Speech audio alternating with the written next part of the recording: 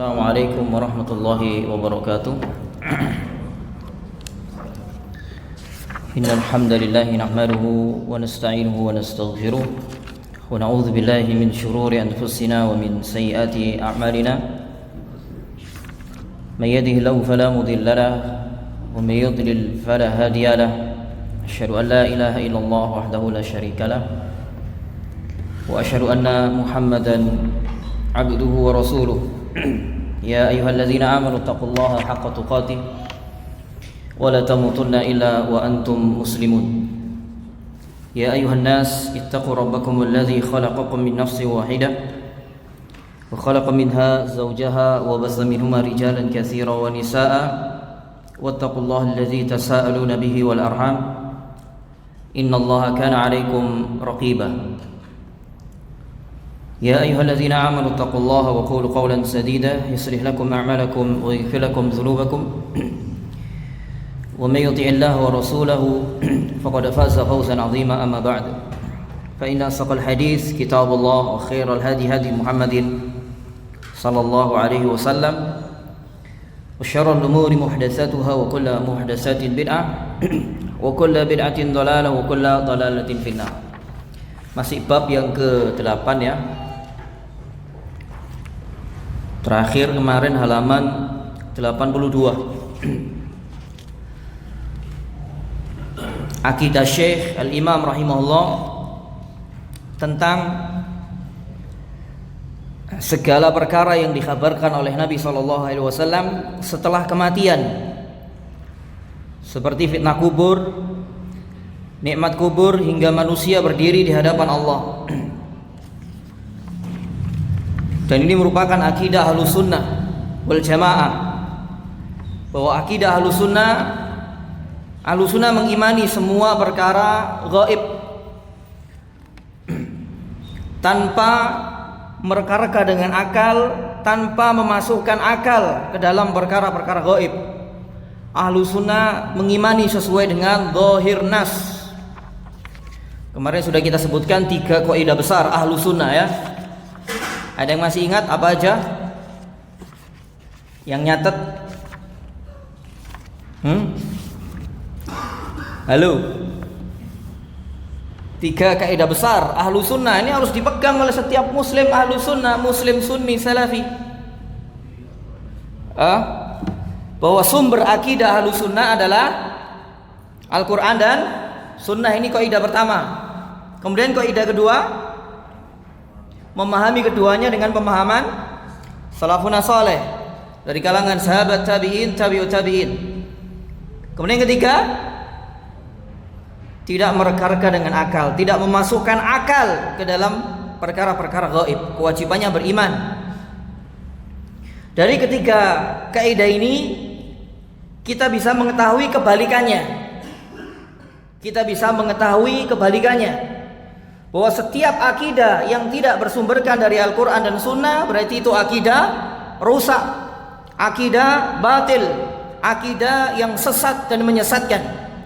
Setiap keyakinan yang tidak bersumber dari Al-Quran dan Sunnah maka itu akidah yang batil. Kemudian yang kedua, setiap pemahaman yang menyelisih pemahaman salafun saleh maka itu pemahaman yang batil, yang rusak, yang menyimpang, yang menyesatkan. Kemudian yang ketiga, setiap akal yang masuk mereka-reka ke dalam perkara gaib maka itu merupakan akal yang goncang, akal yang rusak. Ini harus dipegang ini oleh setiap muslim. 3 kaidah dasar Ahlus Sunnah wal Jamaah, agar kita tidak terpengaruh dengan orang-orang yang memiliki pemikiran menyimpang dari kalangan ahli bid'ah. Dari kalangan ahli bid'ah, karena ahli bid'ah semuanya menyelisih 3 pokok ini, menyelisih 3 pokok dasar dalam agama. Kemarin sudah kita sebutkan beberapa dalil dari Al-Quran dan Sunnah tentang azab kubur, kemudian nikmat kubur. Kemudian Juga kita sebutkan kemarin tanya jawab, apakah penghuni kubur, orang-orang yang sudah mati di dalam kubur, apakah mereka saat ini disiksa terus menerus? Ini para ulama merinci, ada dua perincian. Yang pertama, apabila itu orang kafir, mati dalam keadaan kafir, musyrik, maka dia disiksa terus menerus sampai tegaknya hari kiamat. Adapun sebagian muslimin pelaku dosa besar yang telah meninggal dunia, maka pada masa tertentu penghuninya siksanya akan berhenti. Dan ini hanya untuk pelaku maksiat di antara muslimin. Dan mereka disiksa sesuai dengan kadar kemaksiatannya. Demikian yang dijelaskan oleh para ulama. Kemudian halaman 82 itu ucapan Syekh rahimahullah ta'ala, fayaqumun nasu li rabbil alamin. Setelah manusia semuanya nanti mati, meninggal dunia, maka Allah subhanahu wa ta'ala akan membangkitkan semua manusia, mulai Adam alaihissalam sampai nanti manusia yang terakhir. Fayaqumun nasu li rabbil alamin. Lalu semua manusia berdiri di hadapan Allah Rabb semesta alam. Insyaallah ya. Kita akan mempertanggungjawabkan semua apa yang kita perbuat, semua apa yang kita ucapkan di atas muka bumi ini. Hufatan, dalam keadaan tidak memakai sandal, tidak beralas kaki. Auratan, dalam keadaan telanjang. Ghurlan, dan belum dikhitan. Tadnu minhumus syamsu, dan matahari didekatkan kepada mereka. Insyaallah ini perkataan Syekh rahimahullahu taala. Dan ini berdasarkan firman Allah dalam surah Al-Mutaffifin, yauma yaqumun nasu li rabbil alamin. Hari ketika manusia berdiri menghadap Rabb semesta alam. Disebutkan dalam sebuah riwayat, setelah manusia dibangkitkan, nanti mereka akan berdiri di padang mahsyar menunggu pengadilan Allah selama 70 tahun. Ya, 70 tahun tidak beralas kaki, tidak berpakaian, dan belum dikhitan. 70 tahun kita berdiri nanti. Kemudian dalam hadis yang sahih dari Ummul Mukminin Aisyah radhiyallahu taala anha, beliau mengatakan, aku pernah mendengar Rasulullah sallallahu alaihi wasallam bersabda, yuhsyarun nasu yaumal qiyamah. Manusia akan dikumpulkan, semua manusia akan dikumpulkan pada hari kiamat. Hufatan, tidak beralas kaki. Uratan, telanjang bulat, tidak berpakaian. Ghurlan, dan belum dikhitan. Insyaallah. Qultu, lalu Aisyah bertanya, ini laki perempuan jadi satu ya. Lalu Aisyah bertanya, ya Rasulullah, an-nisa'u war-rijalu jami'an yanzuru ba'dhum ila ba'din. Ya Rasulullah, laki-laki perempuan kumpul jadi satu, apakah mereka enggak saling melihat? Ya, belum dikhitan, enggak pakai baju, enggak pakai pakaian sama sekali, dan tidak beralas kaki. Laki perempuan kumpul jadi satu, mereka saling melihat, apakah mereka tidak saling melihat? Qala sallallahu alaihi wasallam, lalu beliau menjawab, ya Aisyah, wahai Aisyah, al-amru asyaddu min an yanzura ba'duhum ila ba'din. Wahai Aisyah, perkara pada saat itu lebih dahsyat daripada sebagian mereka melihat terhadap sebagian yang lainnya. Jadi sudah tidak ada kesempatan seseorang melihat orang lain. Masing-masing disibukkan dengan urusannya. Insyaallah, masing-masing disibukkan dengan urusannya. Seorang suami tidak menghiraukan istrinya, begitu juga sebaliknya. Orang tua tidak menghiraukan anaknya, begitu juga sebaliknya. Yang penting bagaimana dirinya bisa selamat. Dan ucapan seluruh para nabi dan rasul, Allahumma sallim sallim, Ya Allah, selamatkan umatku, selamatkan umatku. Insyaallah. Insyaallah ya. Itu hari yang sangat dahsyat.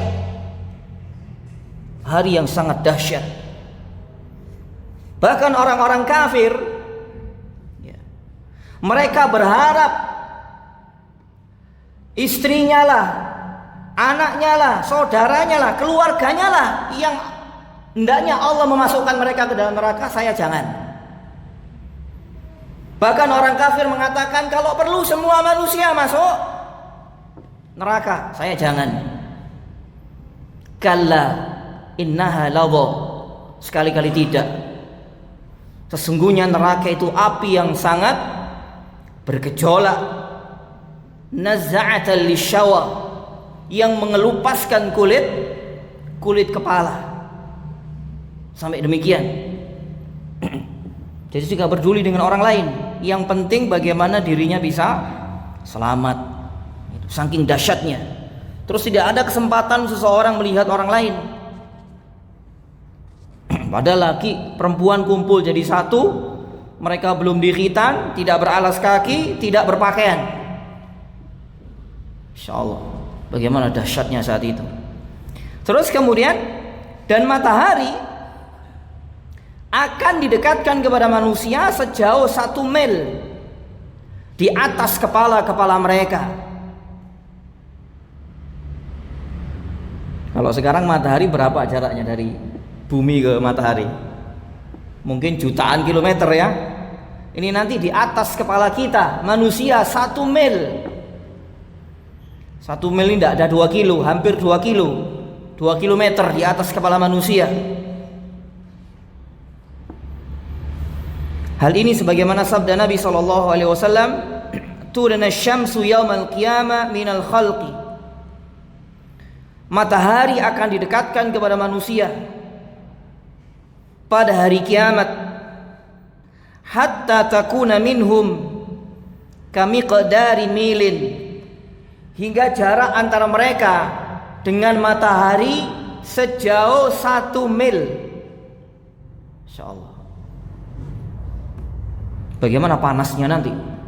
1 mil. Kecuali 7 golongan yang akan dinaungi, yang tidak ada naungan kecuali naungan Allah. Siapa saja 7 golongan itu? Ada yang bisa jawab? Halo? Sing bendino ngaji lho mosok karo. Ayo itu. Ayo apa aja 7 golongan itu? Yang semuanya akan terkena rasa panasnya matahari, kecuali 7 golongan. Yang pertama, imamun adil, seorang imam yang adil. Kemudian yang kedua, wasyabun, seorang pemuda yang tumbuh di atas ketaatan kepada Allah Subhanahu wa ta'ala. Seorang pemuda ini yang tumbuh di atas ketaatan kepada Allah, di lingkungan orang-orang soleh, di lingkungan orang-orang yang berilmu, di lingkungan orang-orang istiqomah di atas sunnah. Terus kemudian yang ketiga, warajulun, seorang laki-laki yang hatinya selalu terpaut dengan masjid. Insyaallah, selalu rindu dengan masjid. Dengan azan selalu ke masjid, ada pengajian ke masjid.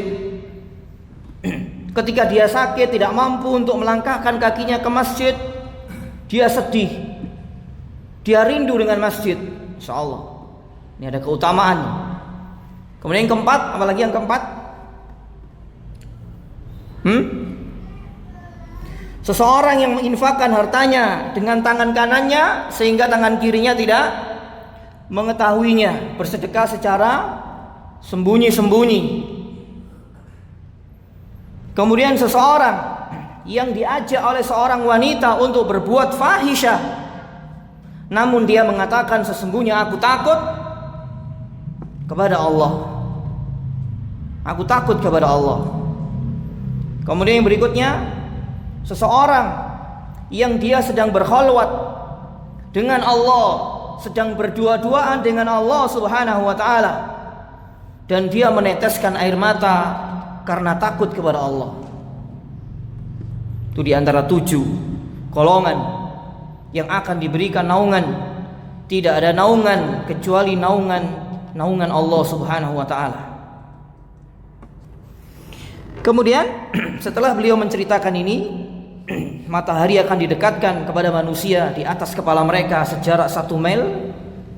Lalu beliau SAW melanjutkan sabdanya, fayakunun nasu ala qadri a'malihim fil araq. Maka manusia akan tenggelam dengan keringat mereka sendiri, dan masing-masing tergantung amal-amal mereka. Ini ada kaitannya dengan pokok yang ketiga tadi. Pokok yang ketiga, tidak boleh memasukkan akal ke dalam perkara-perkara gaib. Manusia akan tenggelam dengan keringat mereka dan itu tergantung amal-amal mereka. Faminhum man yakunu ila ka'baihi. Di antara mereka ada yang tenggelam hingga kedua mata kakinya. Jadi nanti ada manusia yang tenggelam hanya sebatas mata kakinya saja. Wa minhum man yakunu ila rukbatayhi. Dan di antara mereka ada yang tenggelam hingga kedua lututnya. Ini kalau dinalar pakai akal nggak masuk akal ini. Ya. Maka kewajiban kaidah yang ketiga tadi bagi ahlus sunnah harus kita pegang ini. Wa minhum man yakunu ila haqwaihi. Dan di antara mereka ada yang tenggelam hingga pinggangnya, separuh badannya tenggelam oleh keringatnya sendiri. 70 tahun dalam riwayat yang lain. Insyaallah. Disebutkan oleh Ibnu Katsir dalam Al-Bidayah wa Nihayah di jilid yang terakhir. 70 tahun. Wa minhum man yuljimuhu al-araq iljaman. Dan di antara mereka ada yang benar-benar ditenggelamkan oleh keringatnya. Qala, lalu yang meriwayatkan hadis ini mengatakan, wa asyara Rasulullah sallallahu alaihi wasallam biyadihi ila fihi. Dan Rasulullah sallallahu alaihi wasallam berisyarat ke mulutnya. Jadi ada yang tenggelam oleh keringatnya sendiri itu sampai ke mulutnya. Hadis ini sahih dikeluarkan oleh Imam Muslim dalam sahihnya. Kewajiban kita beriman dan membenarkannya. Karena perkara ini menurut sebagian ahlul bid'ah enggak masuk akal. Menurut sebagian orang-orang yang telah goncang dan rusak akalnya. Terus kemudian maka ahlus sunnah beriman dan membenarkan segala yang gaib yang telah diberitakan oleh Allah dan Rasulnya sesuai dengan zahir nas, tidak mentakwilnya. Nah, ini penting ini ya, tidak mengingkarinya dan tidak mendustakannya. Wajib kita membenarkannya karena ini datang dari Allah dan Rasulnya. Hal ini sebagaimana firman Allah Ta'ala, "Dzalikal kitabu la raiba fi hudal lil muttaqin." Ini adalah sebuah kitab, yaitu Al-Qur'an, yang tidak ada sedikit pun keraguan di dalamnya. Petunjuk bagi orang-orang yang bertakwa. Alladzina yu'minuna bil ghaib. Orang-orang yang bertakwa adalah orang-orang yang beriman terhadap perkara gaib. Mengimani sesuai dengan zahir nas, sesuai dengan apa yang Allah dan Rasulnya kabarkan. Imani. Meskipun seolah-olah tidak bisa dimasuk akal, tapi karena ini berita dari Allah dan Rasulnya, wajib kami membenarkan, kami beriman. Kullum min indi rabbina, semuanya datang dari sisi Rabb kami beriman.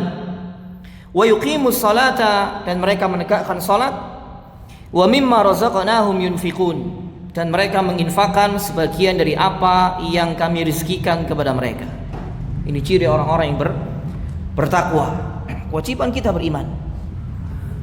Kemudian yang berikutnya bab 9. Asy-Syaikh Al-Imam rahimahullah beriman dan menetapkan yaumul mizan, hari timbangan, hari ditimbangnya amal perbuatan anak cucu Adam.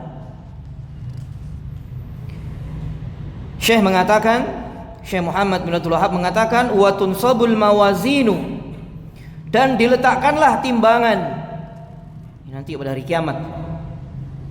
Wa tuzanu biha a'malul ibad, dan ditimbanglah amal-amal perbuatan para hamba.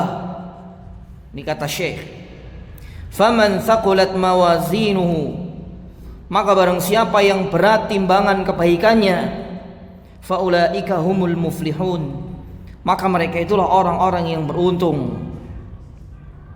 Wa man khaffat mawazinuhu, dan barang siapa yang ringan timbangan kebaikannya, jadi lebih berat timbangan keburukannya, faulaika alladzina khasiru anfusahum, maka mereka itulah orang-orang yang telah merugikan diri mereka sendiri.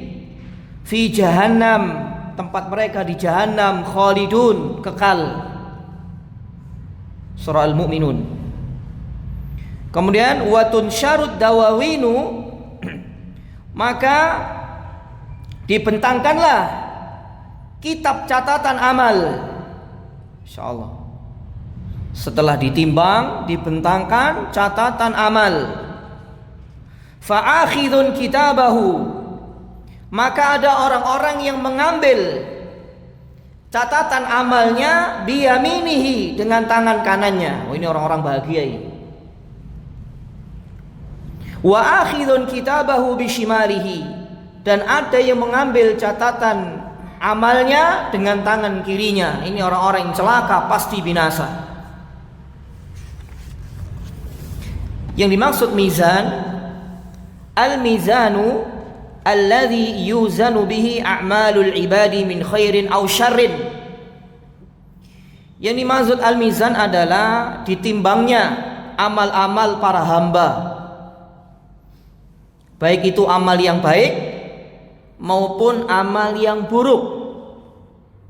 Insyaallah.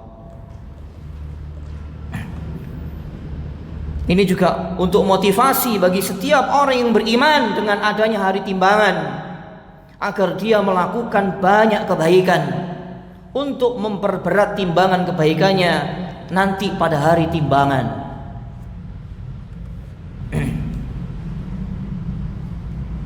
Bukan malah banyak melakukan kedurhakaan. Di antara dalil tentang perkara ini, karena ini juga diingkari oleh sebagian ahlul bid'ah dari kalangan Jahmiyah, Mu'tazilah. Allah Ta'ala berfirman, wa nadha'ul mawazinal qista liyaumil qiyamah, dan kami akan meletakkan timbangan yang tepat, yang sesuai pada hari kiamat.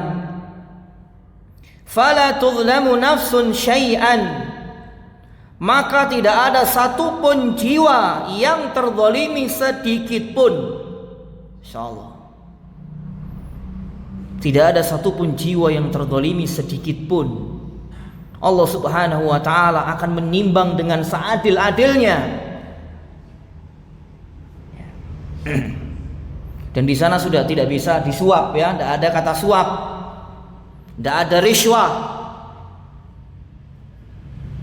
Alaihissallahu bi ahkamil hakimin, bukankah Allah Subhanahu wa ta'ala adalah hakim yang paling adil?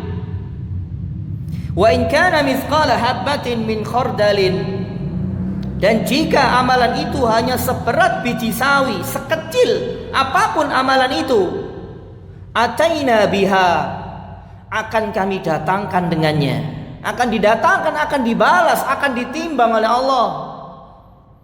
Jadi tidak ada yang dirugikan, tidak ada yang dizalimi.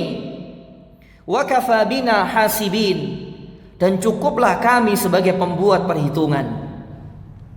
Insyaallah. Ini dalil yang pertama tentang timbangan. Kemudian dalil yang kedua, seperti surat tadi Al-Mu'minun, faman thaqulat mawazinuhu faulaika humul muflihun. Maka barang siapa yang berat amal timbangannya, amal kebaikannya, maka mereka itulah orang-orang yang beruntung. Wa man khaffat mawazinuhu, dan barang siapa yang ringan timbangan kebaikannya, faulaika alladzina khasiru anfusahum fi jahannam khalidun. Maka mereka itulah orang-orang yang merugikan diri mereka sendiri dan mereka kekal di neraka jahanam. Kemudian juga di antara dalil yang lain yang menunjukkan adanya timbangan ini nanti pada hari kiamat, sebagaimana sabda Nabi sallallahu alaihi wasallam, kalimatani habibatani, dua kalimat yang sangat dicintai ilar rahman, oleh Allah Subhanahu wa taala, zat yang maha rahman. Khafifatani 'ala lisan, yang ringan diucapkan oleh lisan, yang kita semua mampu mengucapkan ini. Tsaqilatani fil mizan, yang memberatkan timbangan. Insyaallah ini keutamaan besar ini. Hendaknya kita jadikan wirid rutin. Tiap hari kita membaca ini.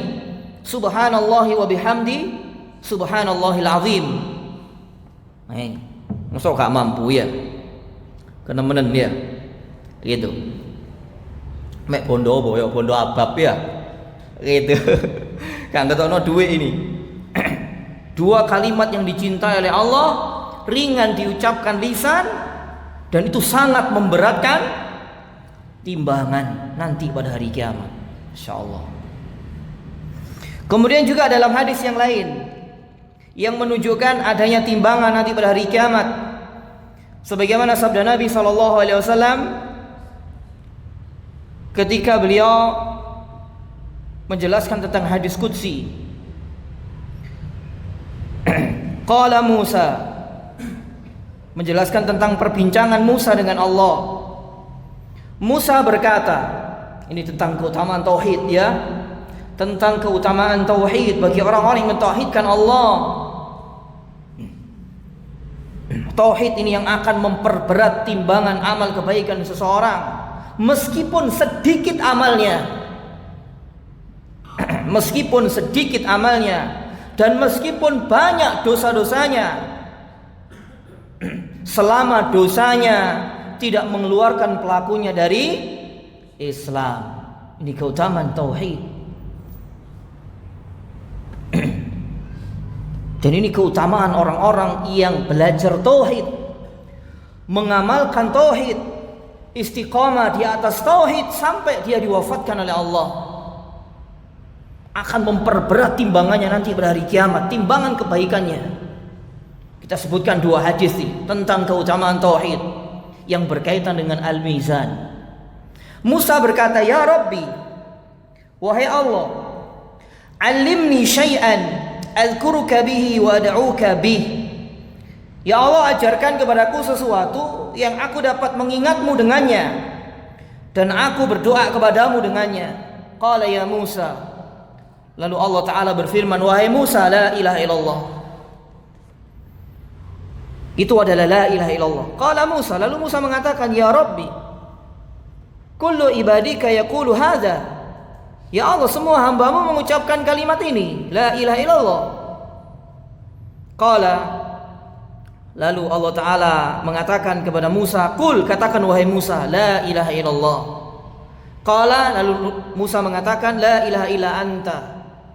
Tidak ada sesembahan yang patut diibadahi dengan benar kecuali hanya Engkau. Tentunya orang yang mengucapkan ini tidak hanya sekedar mengucapkan, tapi dia mengucapkan yang pertama secara lisan, meyakini dengan hati. Kemudian yang kedua, memahami makna kalimat la ilaha illallah dengan benar, syarat-syarat dan rukun-rukunnya. Kemudian dia mengamalkan konsekuensinya, istiqomah di atasnya, mati, dia akan mendapatkan kalimat ini, keutamaan kalimat ini, meskipun dia bergelimang dengan banyak dosa selain dosa yang mengeluarkan dari Islam. Insyaallah. Innama uridu syai'an takhussuni bi, kata Musa, ya Allah, sesungguhnya aku menginginkan sesuatu yang kau ajarkan kepadaku, yang kau khususkan untukku. Qala, lalu Allah berfirman, Masya Allah, ini keutamaannya ini. Ya Musa, wahai Musa, lau anna samawati sab', seandainya langit yang 7, insyaallah, wa amirahunna, dan seluruh penduduknya, ghairi, selain aku. Berarti siapa penduduk langit? Hah? Malaikat. Wal ardina sab', dan 7 yang bumi, fi kifatin, diletakkan pada satu timbangan yang berkaitan dengan bab. Seluruh langit yang 7 dan bumi yang 7 berserta semua makhluk Allah diletakkan pada satu timbangan. Wala ilaha illallah fi kifatin, dan kalimat la ilaha illallah diletakkan di timbangan yang lain. Masya Allah. Malat bihinna la ilaha illallah, maka kalimat la ilaha illallah lebih berat dari itu semuanya. Allahu Akbar. Keutamaan yang besar tentunya bagi orang-orang yang mentauhidkan Allah. Dia istiqamah di atas tauhid sampai diwafatkan oleh Allah. Meskipun dia membawa dosa yang begitu banyak, tapi karena dia mati di atas tauhid, mengucapkannya, meyakininya, memahami maknanya, serta rukun-rukun dan syarat-syaratnya. Ada berapa rukunnya yang pernah belajar? Halo? Kayak mang menengah kan sing ngeru iki kowe. Hah? Yang belajar tauhid, berapa rukun kalimat la ilaha illallah? Apa wae? An-nafyu, terus al-itsbat. Syarat-syaratnya ada berapa? Apa wae itu? Terus, ayo sing lain lah, kok menengah kabeh. Ketara lek gak tau sinau iki ya. Meneng ae. Ayo itu. Melbune bolos-bolos apa ya? Ayo itu. 7 syarat itu harus dipahami. Ayo itu. Terus istiqamah di atas konsekuensi kalimat la ilaha illallah. Dia tidak akan beribadah di atas muka bumi ini kecuali hanya kepada Allah. Dia meninggalkan segala bentuk kesyirikan. Dia akan mendapatkan keutamaan kalimat la ilaha illallah. Nah, berikutnya hadis ini. Yang berikutnya, innallaha, kata Nabi SAW, sayukhallisu rajulan min ummati ala ru'usil khalaiq yaumal qiyamah. Sesungguhnya Allah akan memilih salah seorang hamba dari umatku kelak pada hari kiamat di hadapan semua makhluk. Insyaallah. Ini seorang hamba dari kalangan umat Nabi SAW yang banyak dosa, berkelimang dengan dosa. Dosa-dosa besar. Fayanshuru alaihi tis'atan wa tis'ina sijillan. Insyaallah. Lalu Allah Ta'ala membentangkan 99 catatan amal hamba ini. Wa kullu sijillin mislu maddil basar. Setiap catatan amal seperti sejauh mata memandang. Setiap catatan amal sejauh mata memandang, diperlihatkan semua amal-amalnya kepada hamba ini, amal buruknya. Dan itu sebanyak 99. Betapa banyaknya dosa hamba ini. Summa yaqul, kemudian Allah berfirman, atunkiru min hadza syai'an. Apakah kamu mengingkari sedikit saja ini? Iki loh perbuatanmu biyen, kamu melakukan ini. Apakah kamu mengingkari? Allah Ta'ala bertanya kepada hamba ini, adzalamaka katabati al-hafidhun. Apakah malaikat pencatat mendolimimu? Ada yang salah dalam mencatat. Lalu dengan pasrahnya hamba ini mengatakan, fayaqulu la ya Rabb. Tidak wahai Allah, aku tidak mengingkari, dan para malaikat pencatat tidak sedikit pun mendolimiku. Insyaallah. Ya Allah, kira-kira izin gak gini? Iya. Masya Allah. Ya pastinya malu kita. Ditampakkan semuanya oleh Allah. Afalaka uzrun. Apakah kamu memiliki uzur? Apakah kamu memiliki alasan? Alasan untuk tidak disiksa oleh Allah. Fayaqulu la. Dengan pasrahnya hamba mengatakan, tidak wahai ya Rabb. Masya Allah. Fayaqul, lalu Allah Ta'ala berfirman, dan ini diantara salah satu belas kasih Allah terhadap hamba-hambanya yang beriman, yang meninggal di atas tauhid. Oh, pentingnya belajar tauhid ini, dan pentingnya mendakwahkan tauhid, apalagi di zaman kita iki ya. Pemane kuburan bek saya iki ya. Iki lho kuburan iki lho ya, termasuk di tempat kita ini. Koyo wingenane iku ya. Cuman gak tersebut ya, sampai macet iki lho. Sampai liwate kangelan ya. Sing wingenane iku lho, bulan apa iku ya? Sampai gremeng are ya mlaku.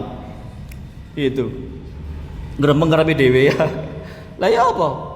Kuburan bek kalah masjid ya. Gitu.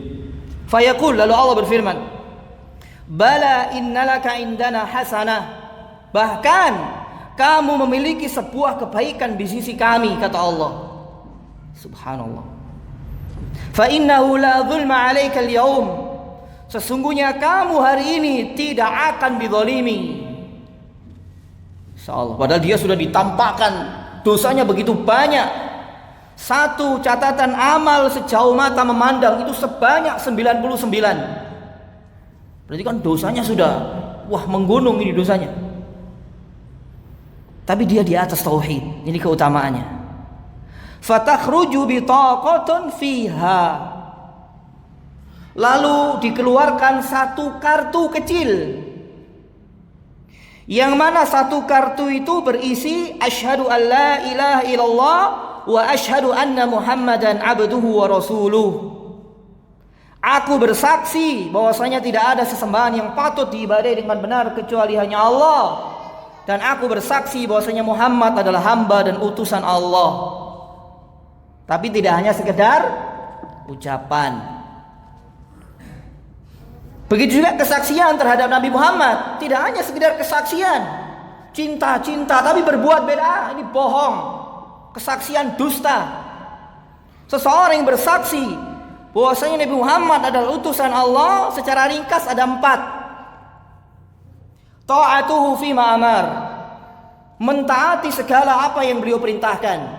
Ini kesaksian kita kepada beliau sallallahu alaihi wasallam sebagai hamba dan utusan Allah. Kemudian wa tasdiquhu fima akhbar, membenarkan semua apa saja yang beliau beritakan. Yang ketiga, wajtinabu ma naha anhu wa zajar, meninggalkan segala apa yang beliau sallallahu alaihi wasallam larang. Wa alla yu'badallahu illa bima syara'a, ini secara ringkas. Dan kita tidak akan beribadah kepada Allah kecuali sesuai dengan apa yang beliau sallallahu alaihi wasallam syariatkan. Tidak berbuat bid'ah. Kita mentaati beliau, membenarkan beliau, meninggalkan segala larangan beliau. Kita beribadah kepada Allah Subhanahu wa taala sesuai dengan sunnah dan petunjuk beliau. Ini yang akan mendapatkan ini keutamaan ini ya. Ya, pentingnya belajar tauhid. Jangan pernah bosan-bosannya untuk mempelajari tauhid sampai kita masing-masing menghembuskan nafas yang terakhir. Apalagi kita hidup di zaman yang begitu banyak fitnah, merebaknya kesyirikan, kesesatan dan penyimpangan dalam beragama. Pelajaran yang banyak kita dalami, kita pelajari, kita gali, kita kaji masalah tauhid, masalah akidah. Tentunya pelajaran yang lain juga dipelajari, masalah fikih, masalah muamalah dan lain-lain. Tapi yang muatan yang paling banyak kita pelajari masalah hak Allah atas hambanya. Ini. Karena syarat masuk surga itu adalah tauhid. Tidak ada kebahagiaan bagi orang-orang yang tidak mentauhidkan Allah di dunia, apalagi nanti di akhirat. Terus kemudian fayaqul, lalu Allah Ta'ala berfirman setelah menunjukkan satu kartu ini yang berisi 2 kalimat syahadat. Uhdur waznak, datangi timbanganmu, kata Allah Ta'ala, yang Allah perintahkan kepada hamba ini. Datangi timbanganmu itu. Fayaqul, lalu hamba mengatakan, ya Rabbi, ma hadhil bitaqa ma'a hadhihi sijillat. Ya Allah, Apa gunanya satu kartu kecil ini jika dibandingkan dengan catatan buruku yang begitu banyak? Faqala, lalu Allah Ta'ala mengatakan, innaka la tuzlam, sesungguhnya engkau tidak dizalimi sedikit pun. Insyaallah. Qala, lalu Nabi SAW menceritakan kisahnya kembali kepada para sahabat saat itu. Fatuda'u asijillatu fi kiffatin, lalu dosa-dosa si hamba yang begitu banyak ini diletakkan di satu timbangan. Tentunya selain dosa apa? Syirik dan kufur besar. Ini kaidahnya. Semua dosa akan diampuni oleh Allah Subhanahu wa taala apabila hamba itu mati dalam keadaan tidak membawa dosa syirik besar dan kufur besar. Ini keyakinan ahlu sunnah. Berbeda dengan siapa? Khawarij. Pelaku dosa besar neraka kekal untuk selama-lamanya. Tidak. Ahlu sunnah tidak. Perbuatan dosa besar tidak boleh ahlu sunnah mengatakan itu menyebabkan keluar dari Islam. Tidak boleh. Illa, kecuali bil istihlal wal i'tiqad, kecuali pelaku dosa besar itu menghalalkan dosa dan meyakini boleh melanggar dosa itu. Ini menyebabkan pelakunya keluar dari Islam. Ini kaidahnya. Ahlu sunnah tidak boleh menyatakan perbuatan dosa besar keluar dari Islam pelakunya. Tidak. Kecuali apa tadi? Menghalalkan dan meyakini bolehnya melakukan dosa. Ini kaidah dipegang ini. Ya, kita pegang kaidah ini. Untuk membantah siapa ini? Khawarij. Ya, untuk membantah Khawarij. Dan para pelaku dosa besar dari kalangan muslimin mati di atas dosa besar, maka ahlu sunnah mengatakan tahtal masyiah. Orang ini muslim yang mati dalam keadaan membawa dosa besar ini berada di bawah kehendak Allah. Ini untuk membantah siapa? Murji'ah. Karena Murji'ah meyakini setiap dosa apapun tidak membahayakan iman. Tidak membahayakan iman sama sekali. Orang di antara muslimin melakukan dosa besar, dia tetap muslim, masuk surga. Nah, itu untuk membantah Murji'ah. Ya, mungkin azan dulu sebelum kita lanjutkan.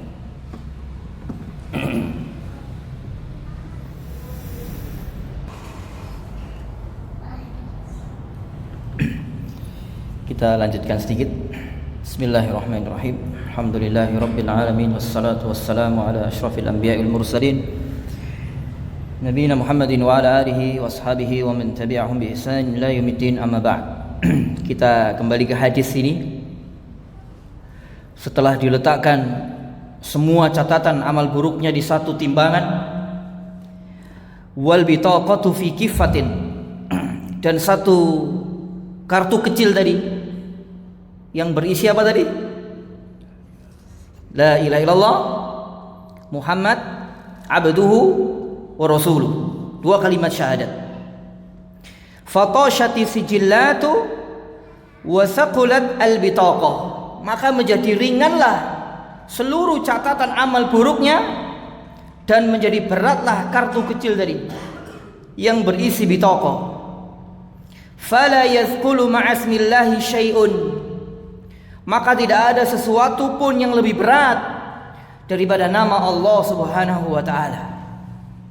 Masya Allah. Ini keutamaan orang-orang yang mentauhidkan Allah Subhanahu wa taala, istiqamah di atas tauhid. Dia beribadah hanya kepada Allah Subhanahu wa taala dan tidak terjatuh kepada kesyirikan yang besar dan juga tidak terjatuh kepada kekufuran yang besar.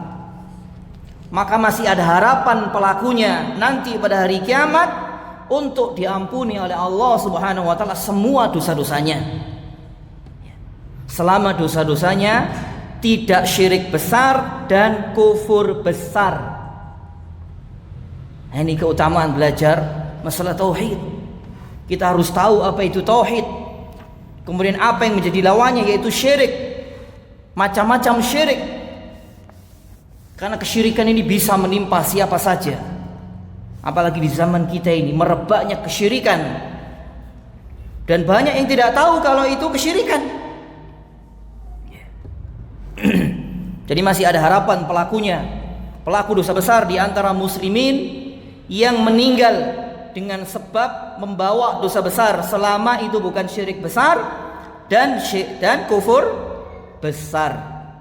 Dan termasuk dosa besar di sini, ini terakhir ya, termasuk dosa besar yang tidak mengeluarkan pelakunya dari Islam adalah kufur kecil dan syirik kecil. Kufur kecil dan syirik kecil.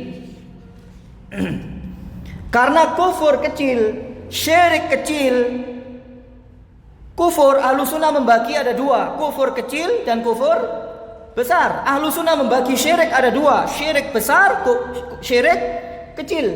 Pembagian ini tidak ada pada orang-orang Khawarij. Ya, pembagian ini tidak ada pada orang-orang Khawarij.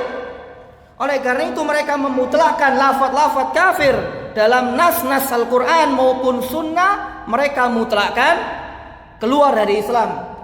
Maka siapapun yang melanggar kekufuran, maksudnya kekufuran kecil, maka orang-orang Khawarij menyatakan keluar pelakunya dari Islam. Sementara Ahlussunnah tidak. Ahlussunnah meyakini, memahami kufur kecil ataupun syirik kecil itu merupakan dosa yang sangat besar yang tidak mengeluarkan pelakunya dari Islam. Apa contohnya? Perbedaan kita Ahlussunnah dengan Khawarij, yang itu merupakan perbuatan kufur. Secara nas itu kufur, tapi bukan kufur yang mengeluarkan dari Islam. Tapi menurut mereka keluar dari Islam apabila pelakunya mati, neraka jahanam untuk selama-lamanya. Sementara Ahlussunnah tidak.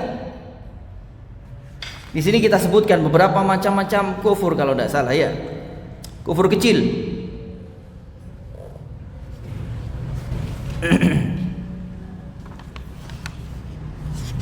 Nanti ada babnya sendiri ya, macam-macam kufur.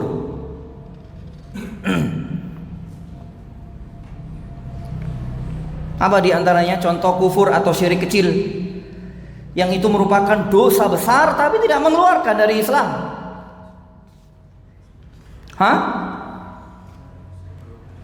Membunuh seorang muslim. Ini bisa dibuka sedikit halaman 204. Kita sebutkan di sini ya. Di situ kita sebutkan yang pertama perkataan al-Imam, kita nukilkan perkataan di penutup itu ya, kita sebutkan perkataan al-Imam Abu Abdillah Ibnu Battah Al-Ukhbari, penulis kitab Al-Ibana Al-Kubra. Ini mazhabnya Ahlussunnah. Babu zikri dzunubi 208 itu. Babu zikri dzunubi allati tasiru bi sahibiha ila kufrin ghairi kharijin anil millah. Nah ini bab penyebutan tentang dosa-dosa yang menjadikan pelakunya terjerumus pada kekufuran tapi tidak mengeluarkan dari agama. Jadi ada kekufuran yang mengeluarkan dari agama, ada kekufuran dalam istilah syariat tapi tidak mengeluarkan dari agama. Di situ kita sebutkan kurang lebih ada 10 ya. Kurang lebih ada 10. Yang pertama membunuh seorang muslim. 1 dan 2 itu. Kemudian yang ketiga mengatakan kafir kepada orang muslim yang lainnya. Hei kamu kafir, kepada sama muslim enggak boleh, dosa besar. Dan termasuk kufur kecil. Kemudian bersumpah dengan selain nama Allah, kufur kecil. Berhukum dengan selain hukum Allah, ini kufur kecil. Bagaimana orang Khawarij memahami masalah ini? Siapa yang berhukum tidak berhukum dengan hukum Allah, maka menurut orang Khawarij apa? Kafir, keluar dari Islam, iya atau tidak? Iya kafir. Masya Allah. Padahal tidak demikian pemahamannya. Masya Allah. Kemudian juga mencela nasab dan meratapi kematian. Kemudian seorang yang mengaku bukan keturunan bapaknya, padahal dia tahu bahwa dirinya keturunan bapaknya. Ini kufur, dosa besar. Kemudian seseorang yang membenci bapaknya sendiri. Kemudian seorang budak yang melarikan diri dari tuannya. Kemudian kufurnya wanita kepada suami-suami mereka. Ini lafaz-lafaz kufur, tapi yang dimaksudkan adalah kufur kecil yang tidak mengeluarkan pelakunya dari Islam, dan itu dosa yang sangat besar sekali. Tapi menurut pemahaman orang-orang Khawarij radikal, mereka menyatakan kufur yang menyebabkan pelakunya keluar dari Islam. Ahlus Sunnah tidak demikian. Yang lain waktu kita bahas secara mendetail masalah itu. Wallahu ta'ala alam bisawab. Yang mungkin ini yang bisa kita bahas. Kurang lebihnya saya mohon maaf. Semoga bermanfaat, menambah iman, menambah ilmu, dan semoga Allah menjadikan kita istiqamah di atas akidah Ahlus Sunnah, di atas tauhid, di atas sunnah, di atas sikap dan cara beragama yang diridhoi oleh Allah Subhanahu wa taala, dan semoga Allah menutup usia kita masing-masing dengan husnul khatimah. Kita akhiri dengan doa kafaratul majelis. Subhanakallahumma wa bihamdika asyhadu an la ilaha illa anta astaghfiruka wa atubu ilaik. Assalamualaikum warahmatullahi wabarakatuh.